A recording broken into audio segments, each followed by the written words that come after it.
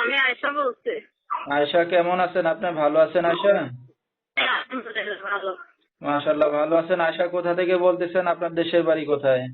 আমার দেশের বাড়ি লাকসাম। আচ্ছা, কোথায় থাকেন এখন আপনি আয়েশা? আমি বাড়িতেই আছি লাকসাম। আচ্ছা, দেশের মেয়ে দেশেই আছেন। আয়েশা, কে কে আছে আপনার ফ্যামিলিতে? আমার আল্লাহর মাল আলহামদুলিল্লাহ, বাবা মা আছে, ভাই বোন আছে। আচ্ছা, ঠিক আছে। তো আয়েশা কি করেন আপনি এখন? এখন আমি কাজ করি বাসা বাড়ি। আচ্ছা, কাজ বাজ করে খাচ্ছেন। তো আয়েশার বিয়ে শাদী হয়েছে কিনা? হ্যাঁ, আপনার বিয়ে শাদী হয়েছে? হ্যাঁ হয়েছিল।